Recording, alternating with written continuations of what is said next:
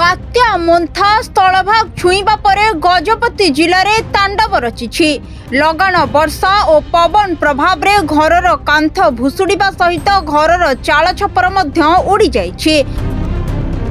बात्या मुकाबिला पाई प्रशासन पक्षरु व्यापक प्रस्तुति करा जायथिला।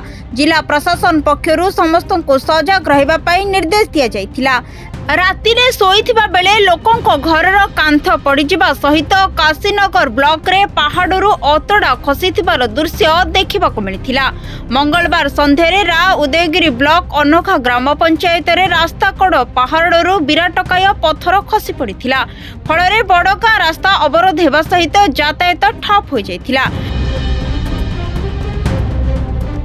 उदयगिरी ब्लॉक अनोखा पंचायतर बड़गाँ निकटरे भूस्खलन होई रामगिरी बड़गाँ मध्य जोगाजोग विच्छिन्न होइथिला।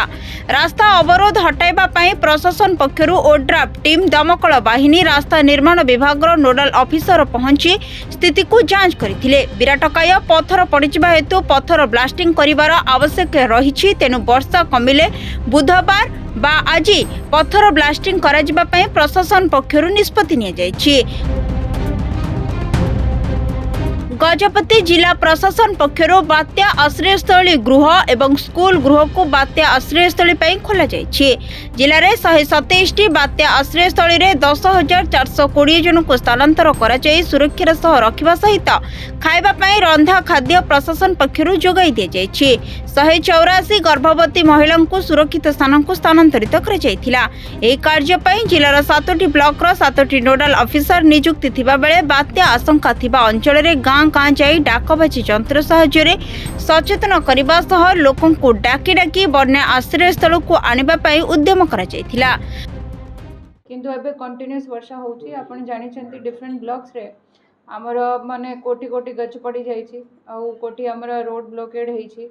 तो प्रबल वर्षा जेहेतु होची कंटिन्यूअस होची ता इंपैक्ट जोगु हमर लैंडस्लाइड इंसिडेंट्स भी 3-4 जगह रे हेछि। तो हमर जो आरडी आरएनबी रा मशीनरी नै किरी से माने रिपोर्ट करछंती सेठी रिस्टोरेशन पाई भी काम चली।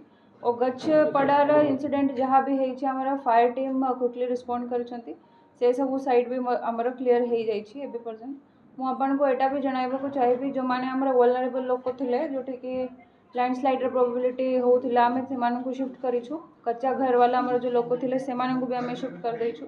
तो एबे पर्यंत हमर पाखापाखि 10,000 लोक शिफ्ट हे जाइछंती। बात्या पई स्थानांतरण और लोकमाननको सचेतन करने समय रायगड़ा ब्लॉक पोतारा पंचायतर जोगाण सहायक सुरेंद्र गमांगर मृत्यु होइतिला। एही घटना पर स्थानीय अंचल में शोकर छाया खेली जाइछे।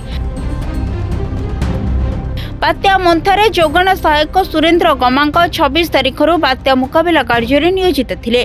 बात्या आश्रयस्थल को लोकों को आनिबा सहित सेमानकर रहणी और खाद्यपेय व्यवस्था बुझुथिले। हेले सोमवार राति हठात तांको देह खराब होइतिला।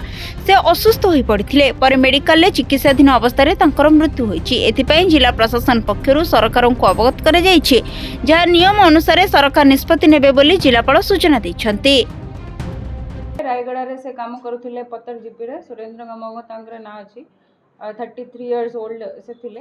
तो तांको डीएचएच आने की तरह पीएम हे जाइछि। तारा डेथ रे रीजन होछि लिवर क्यूरियोसिस।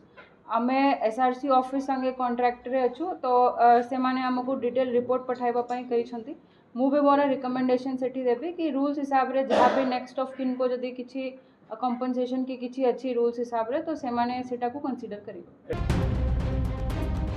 गजपति बालकृष्ण पात्रंक रिपोर्ट सरकार न्यूज।